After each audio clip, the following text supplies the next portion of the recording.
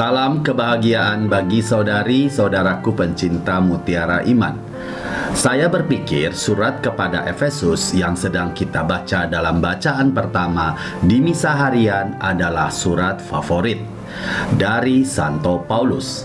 Hal ini sangat mendalam, sementara pada saat yang sama sangat mudah untuk dipahami. Surat itu diedarkan secara luas di seluruh gereja awal karena itu adalah katekese yang sangat kuat tentang sifat Kristus dan gereja. Efesus dimulai dengan kata dari Paulus, Rasul Kristus Yesus, oleh kehendak Allah kepada orang-orang kudus di Efesus, orang-orang percaya dalam Kristus Yesus.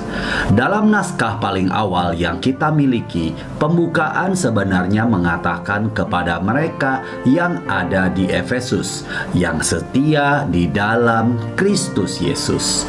Namun karena apa yang Santo Paulus katakan kepada komunitas tunggal itu begitu abadi dan praktis, audiensnya yang sempit segera meluas hingga mencakup banyak komunitas di seluruh kekaisaran Romawi.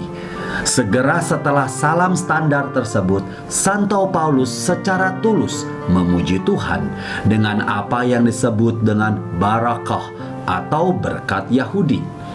Disebutkan, terpujilah Allah dan Bapa Tuhan kita Yesus Kristus, yang dalam Kristus telah mengaruniakan kepada kita segala berkat rohani di dalam sorga.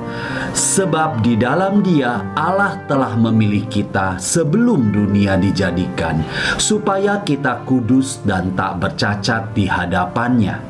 Dalam kasih Ia telah menentukan kita dari semula oleh Yesus Kristus untuk menjadi anak-anak sesuai dengan kerelaan kehendaknya, supaya terpujilah kasih karunia-Nya yang mulia, yang dikaruniakannya kepada kita di dalam Dia yang dikasihinya.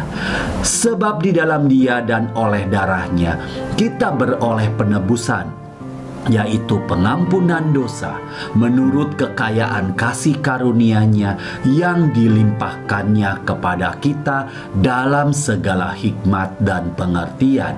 Sebab Ia telah menyatakan rahasia kehendak-Nya kepada kita sesuai dengan rencana kerelaan-Nya, yaitu rencana kerelaan yang dari semula telah ditetapkannya di dalam Kristus sebagai persiapan kegenapan waktu untuk mempersatukan di dalam Kristus sebagai kepala segala sesuatu, baik yang di surga maupun yang di bumi.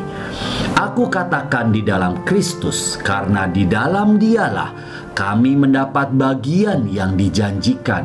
Kami yang dari semula ditentukan untuk menerima bagian itu sesuai dengan maksud Allah, yang di dalam segala sesuatu bekerja menurut keputusan kehendak-Nya, supaya kami yang sebelumnya telah menaruh harapan pada Kristus boleh menjadi puji-pujian bagi kemuliaan-Nya. Di dalam Dia kamu juga, karena kamu telah mendengar firman kebenaran, yaitu Injil keselamatanmu. Di dalam Dia kamu juga, ketika kamu percaya, dimeteraikan dengan Roh Kudus yang dijanjikannya itu. Dan Roh Kudus itu adalah jaminan bagian kita sampai kita memperoleh seluruhnya, yaitu penebusan yang menjadikan kita milik Allah untuk memuji kemuliaan-Nya. Wow, sungguh dahsyat. Saya tidak pernah lelah membaca pembukaan itu. Kita dapat merasakan gairah dan kegembiraan Santo Paulus pada semua yang telah Tuhan lakukan di dalam Kristus Yesus bagi kita semuanya. Berkat kesederhanaannya menjadi himne pujian Paulin yang panjang. Nyatanya ayat 3-14 tersebut sebenarnya adalah satu kalimat yang terus-menerus dan tidak terputus dalam bahasa Yunani. Ini adalah yang terpanjang yang pernah ditemukan dalam literatur Yunani. 35 kata depan menghubungkan tema, diselingi dengan 33 kata ganti yang menempatkan Kristus sebagai pusat dari himne pemenyembahannya. Hal ini sesuai dengan usia tradisionalnya dari Yesus. Ini bukanlah aliran kesadaran tanpa pikiran, melainkan sebuah pembukaan yang dirancang dengan hati-hati atau daftar isi spiritual untuk seluruh surat kepada orang Efesus.